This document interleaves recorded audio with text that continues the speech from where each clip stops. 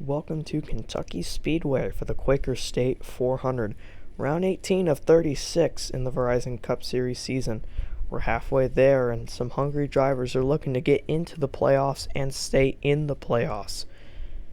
Let's take a look at some of our guys to watch for. Kevin Harvick's been one of the fastest guys all weekend. He starts from the pole. He won not too long ago in Sonoma. Can the 4 get back to victory lane? Ryan Blaney, he was the underdog. He won last year's race. He rolls off in the front of the pack, so we'll see where the 21 does in this race. And then Dale Earnhardt Jr. final Kentucky start, rolls off in the 15th position. Can the 88 do well? Let's go trackside for the command to fire engines. Drivers, start your engines. And as the cars roll off of pit road, we'll take a look at your starting lineup for today's race. On the front row, it's Kevin Harvick next to Martin Truex Jr. And in row 2, Brad Keselowski, who's good at Kentucky Speedway, next to Kyle Busch. Joey Logano, who hasn't won a race this year, is next to Danny Hamlin in row 3. And in row 4, Clint Bowyer and Ryan Blaney. Row 5, Jimmy Johnson next to Kyle Larson. And in row 6, it's Kurt Busch next to Chase Elliott. Row 7, Matt Kenseth in a good qualifying effort for Trevor Bayne. And in row 8, Dale Jr. next to Austin Dillon. Row 9, Casey Kane and Jamie McMurray, two guys by the cut line. And in row 10, Ryan Newman next to Eric Jones, who's in the playoffs for the moment. Row 11, Ricky Stenhouse, who won last week, and Daniel Suarez. And in row 12, David Reagan and 500 winner Chris Buescher. Row 13, Paul Menard next to Michael McDowell. And then it's Danica Patrick and A.J. Allmendinger who's starting to rebound in points. Matty D next to J.J. Yaley. And then it's Bubba Wallace and Greg Gaulding. And rounding it out is Corey LaJoie, who starts in last.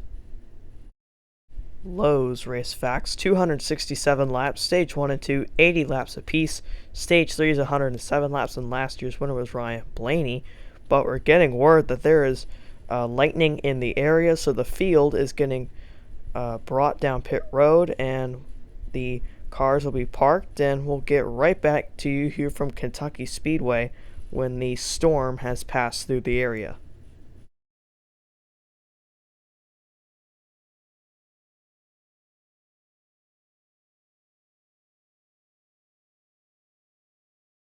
After a mere 60-minute delay, the cars are fired up and taking pace laps around Kentucky Speedway, and the green flag will fly shortly.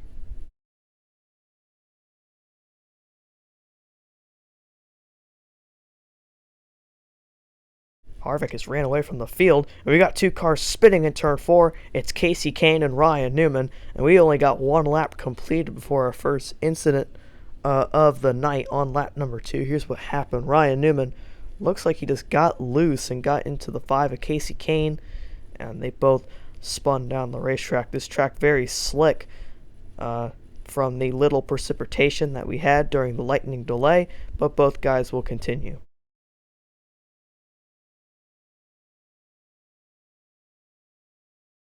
Elliott on the top side. One car around in turn 3. That's the one of Jimmy McMurray, who will spin into the infield grass in turn 3. And the caution's out for the second time, right around where the competition caution was going to be. Seems like McMurray got a big bobble into turn 3 and went around. He saved it. He got to the apron and then overcorrected and spun the car out again.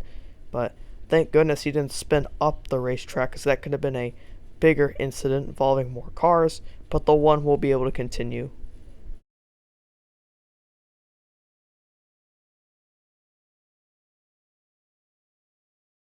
Look at Dillon. Oh, he's going to get loose. He's going to get into Chase Elliott. Big crash off turn number 4, and the caution will come out right off the restart. And just like last year, a big crash in turn number 4. Let's take a look at what happened. Looks like Eric Jones got into the bumper of the 3, who got into the bumper of the 24.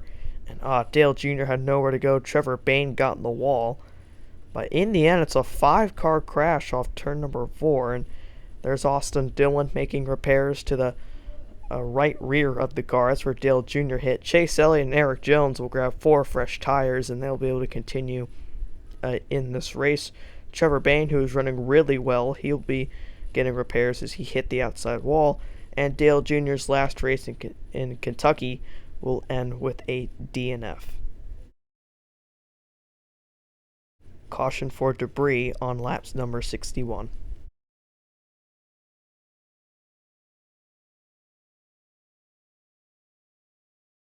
Kevin Harvick will take stage 1. And after leading every lap, Harvick takes the stage. Kyle Busch, Truex, Keselowski, and Logano were the only Chevys in the top 10 were Johnson and Larson.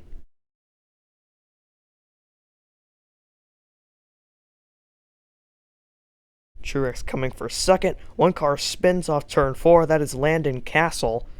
And the third incident off turn number 4 tonight. Turn 4, the trouble spot tonight at Kentucky Speedway. Let's take a look at what happened.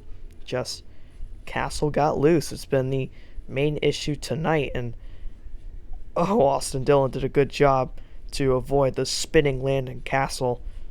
But Castle will be able to continue. He does need 4 fresh good years.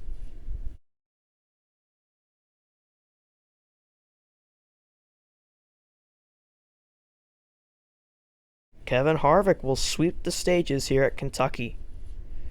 In our stage results, Harvick, Truex, Kyle Busch. The top 5 look pretty much the same. Kurt Busch and Matt Kenseth sneaking into the top 10 late. And more rain has came into the area, so we'll see if NASCAR decides to call the race or not.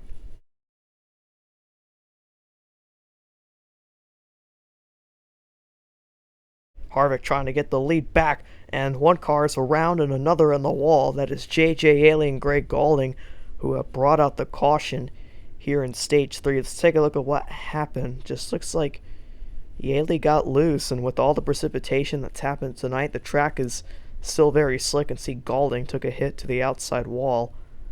But both will be able to continue. Yeley will just need 4 fresh. Gaulding will have to make some intensive repairs.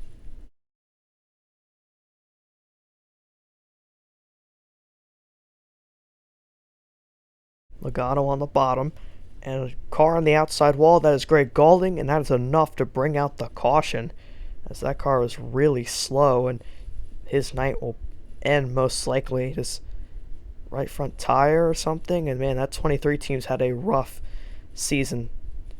Just tons of DNFs and bad luck for that team, and sure enough, yeah, they're taking to the garage. 23 is done for the race.